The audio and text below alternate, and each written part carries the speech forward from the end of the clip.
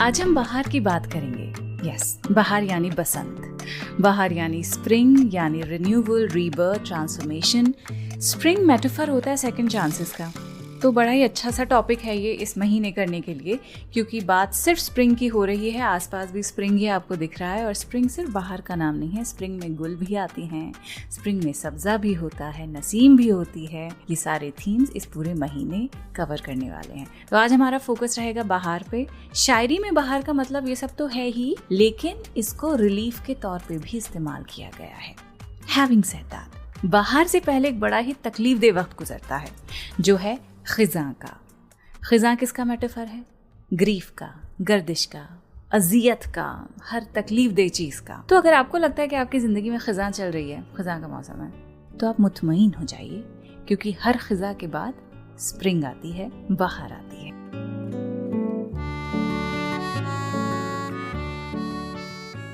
The Quint पे शुरू हो चुका है उर्दू नामा। मेरा नाम है फबीहा सैयद। बड़ी पॉजिटिव बात कह के मुझे बहुत ही अच्छा लग रहा है और इसी नोट पे हम ये पॉडकास्ट शुरू कर रहे हैं। बहार हर पॉजिटिव चीज़ को कहा जाता है, रिलीफ को कहा जाता है, जैसे अभी मैं आपको बता रही थी।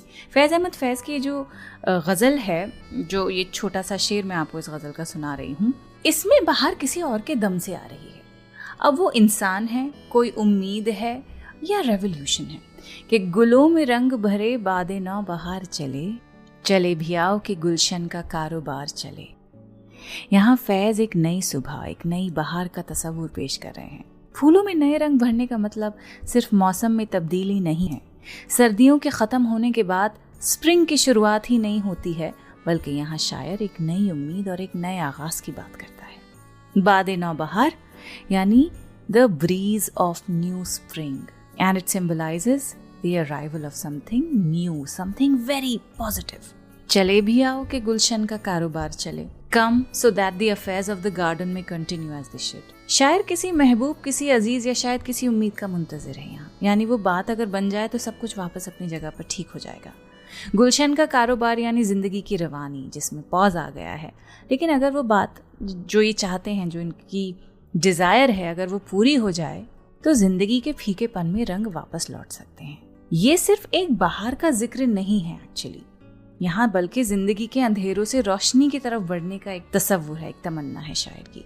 तो फैज़ अहमद फैज़ ने ये जो गज़ल लिखी थी, गुलों में रंग भरे, 1954 में लिखी थी, जब उन्हें इम्प्रिजन किया गया था for the Rawalpindi conspiracy case. तो स्प्रिंग को मेटाफर के तौर पे इस्तेमाल करना होप और पॉलिटिकल रिन्यूअल की ही तरफ इशारा है यहाँ। सोसाइटल ट्रांसफॉर्मेशन की बात हो रही है यहाँ। इसके अलावा फैज़ के और भी अशार हैं जिसमें बहार की उन्होंने बात कही है। टॉप ऑफ द माइंड कुछ हैं, आपके साथ अभी शेयर करूंगी। लेकिन अभी जो आपके लिए नज़्म मैं लेकर आई हूँ, मतलब जो मैं आपको सुनाना चाहती हूँ, उसके बारे में मैं बहुत दिनों से सोच रही थी कि किसी ना किसी बहाने आपको ज़रूर सुनाऊंगी मैं।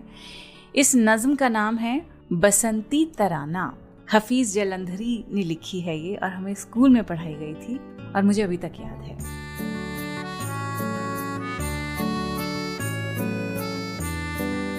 लो फिर बसंत आई, फूलों पे रंग लाई, चलो बेदरंग लबे आबे गंग, बज जल तरंग मन में उमंग छाई।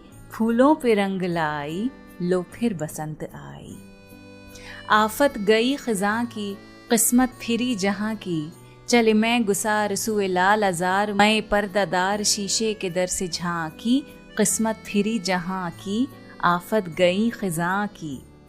खेतों का हर चरिंदा, बागों का हर परिंदा, कोई गर्म खेज कोई नगमा रेज, सुबह और तेज फिर हो गया है जिंदा। बागों का हर परिंदा, खेतों का हर चरिंदा। ऐसा नहीं लग रहा कि हम गाना गा रहे हैं, लय के अंदर लिखी गई है। आगे बढ़ते। धरती के बेल बूटे, अंदाज़े नौ से फूटे, हुआ बख्त सब्ज मिला रख्त सब्ज, है दरख्त सब्ज बन बन के सब्ज निकले। अंदाज़े नौ से फूटे, धरती के बेल बूटे, फूली हुई है सरसों, भूली हुई है सरसों, नहीं कुछ भी याद, यूं ही बामुराद, यूं ही शाद शाद, गोया रहेगी बरसों। भूली हुई है सरसों, फूली हुई है सरसों। लड़कों की जंग देखो, डोर और पतंग देखो, कोई मार खाए, कोई खिलखिलाए, कोई मुंह चिढ़ाए। तिफली के रंग देखो, डोर और पतंग देखो, लड़कों की जंग देखो। है इश्क भी जुनू भी, मस्ती भी जोश खूं भी, कहीं दिल में दर्द कहीं आह सर्द कहीं रंग जर्द, है यूं भी और यूं भी, मस्ती भी जोश खूं भी, है इश्क भी जुनू भी। एक नाज़नी ने पहने फूलों के जर्द गहने, है मगर उदास नहीं पी के पास, गम रंजो यास दिल को पड़े हैं सहने, एक नाज़नी ने पहने फूलों के जर्द गहने।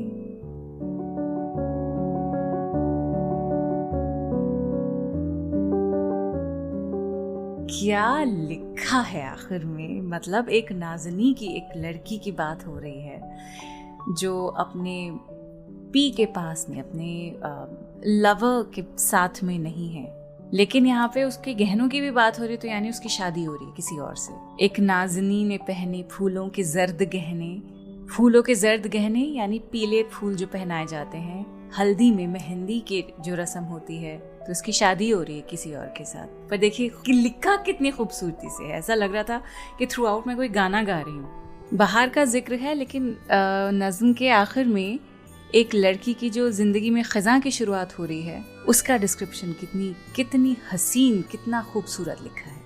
अब आते हैं दोबारा फैज़ अहमद फैज़ की शायरी पर। लिखते हैं, वीरा है मैं कदा खुम सागर उदास है, तुम क्या गए कि रूठ गए दिन बहार के। अब ये मैं कदा है, खुम है और सागर है, यानी कि टैवर्न, वाइन जार्स एंड गॉबलेट्स, इन सारी चीज़ों को इंसानी इमोशन से भर दिया गया है। सब उदास हैं, तो इनके उदास होना एक तशबीह है जो इस बात को दिखाता है कि महफिल सुनसान हो चुकी है। शायर के लिए सिर्फ एक जगह नहीं है, बल्कि एक जज्बाती मंजर है जहाँ सब कुछ बड़ा बेजान लग रहा है। ऐसा है कि जो बाहर का एक मंजर था एक टाइम पर, वो सब अब ख़त्म हो चुका है। जिस तरह की खुशी ये पहले महसूस होती थी ये सब करके, वो जज्बात अब नहीं रहे। तुम क्या गए कि रूठ गए दिन बहार के। What is it with your departure that even the days of spring have turned away?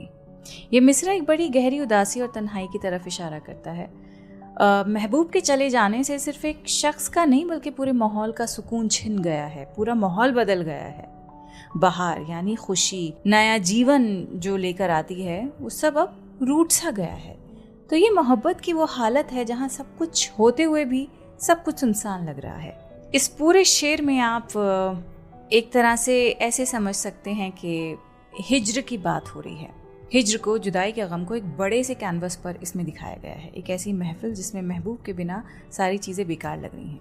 एक ऐसी दुनिया जिसमें बाहर का अपना मज़ा है ही नहीं। ये पूरी गज़ल आपको सुनाए हम।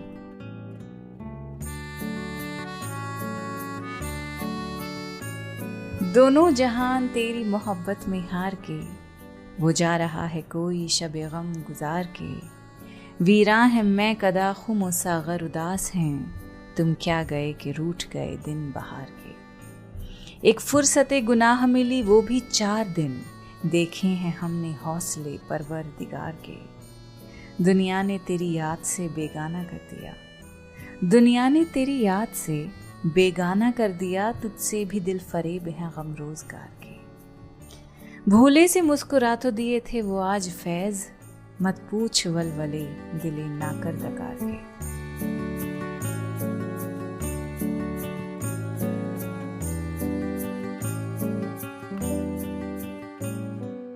अब सुनिए शकील बदायूनी का भी शेर कि मेरी जिंदगी पे ना मुस्कुरा, मुझे जिंदगी का अलम नहीं, जिसे तेरे गम से हो वास्ता वो खिज़ां बहार से कम नहीं। वाह, जिसे तेरे गम से हो वास्ता वो खिज़ां बहार से कम नहीं है हमारे लिए। शायर यहाँ ये कह रहे हैं कि उनकी उदासी सिर्फ ज़िंदगी की मुश्किलात की वजह से नहीं है। लोग शायद समझ सकते हैं कि उनकी ज़िंदगी दुखों से भरी है, लेकिन असल वजह सिर्फ जिंदगी का अलम नहीं है, बल्कि कुछ और है। एक गहरा जज्बाती दुख है जो किसी खास वजह से है। और ये दुख किस वजह से है, इसका रीज़न क्या है, ये अगले मिसरे में बयान कर रहे हैं कि जिसे तेरे गम से हो वास्ता वो खिज़ां बहार से कम नहीं। यहाँ जो पोएट है, he expresses a love so deep that even sorrow when connected to the beloved becomes a source of joy. खिज़ां, ऑटम, ये तो सिंबल सैडनेस का होता है ना, आपको अभी बता ही रही थी मैं। तो ये सैडनेस एक्चुअली फील्स लाइक बहार, it feels like spring, because anything associated with the beloved, whether joy और ग्रीफ, इज चेरिश्ड। तो जो ट्रू लव है उसको फुलफिलमेंट अगर हैप्पीनेस से नहीं मिल रही तो कोई बात नहीं, ग्रीफ तो है ही।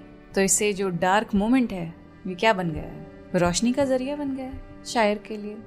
आप ये देखिए कितना डीप इमोशन है ये। लेकिन हम क्या करते हैं, ये सारे जो प्रेशियस इमोशंस हैं, स्पेशली जैसे हमने मतलब इसका भी डिराइव किया है शेर से, ये हम किसी इंसान को समर्पित कर देते हैं, इंसानों के लिए हम ये पढ़ देते हैं। भाई कोई पर्पस तो होगा ना जिंदगी का, चाहे कितनी ही तारीकी, कितना ही अंधेरा क्यों ना हो, लेकिन अगर दिल में वो पर्पस है आपके, वो गोल है आपके पास, तो वो फिर तारीकी नहीं लगती है, वो स्ट्रगल्स पे स्ट्रगल्स नहीं लगते हैं। जिसे तेरे गम से हो वास्ता वो खिजा बहार से कम नहीं। अगर आप ये सोचें कि आप ये लाइन, ये मिसरा अपने किसी गोल के लिए पढ़ रहे हैं, मान लीजिए IAS की तैयारी कर रहे हैं, तो IAS का जो एग्ज़ाम है आप उसको बोलिए, उसके लिए आप ये पढ़िए, जिसे तेरे गम से हो वास्ता वो खिजा बहार से कम नहीं।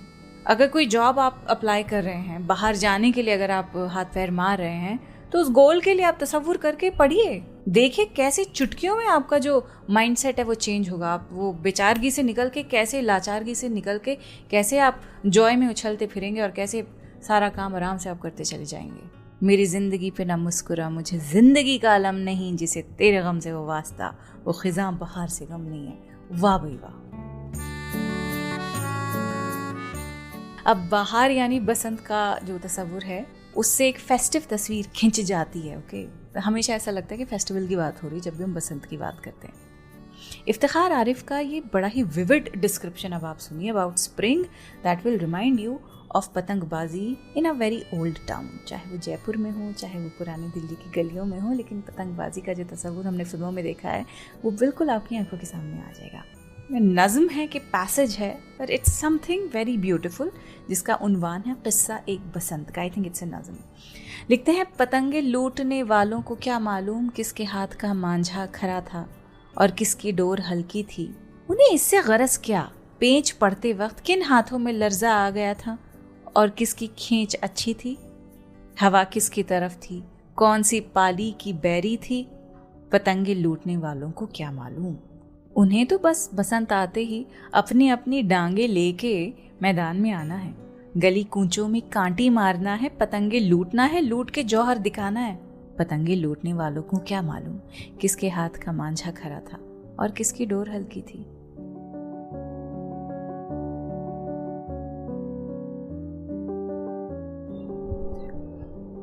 हमारी भी पतंग अब आप सुन लीजिए कि कट गई एक तरीके से, क्योंकि रिकॉर्ड करते करते ऊपर किसी ने ड्रिल चलानी शुरू कर दी है।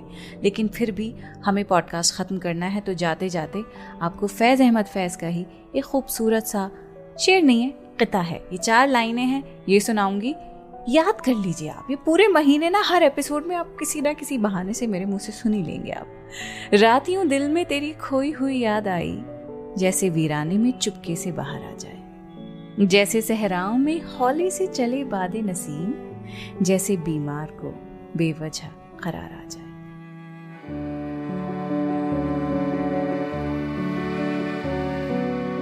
बाहर के इस मौसम में बादे नसीम की बात करेंगे अगले हफ्ते। आपकी जिंदगी की बहार में आपने क्या क्या सोच के रखा है, लिख के रख लीजिए। खिज़ां खत्म होके बाहर का ये वक्त शुरू होने वाला है। अगले हफ्ते मिलती हूँ। खुदा हाफिज़।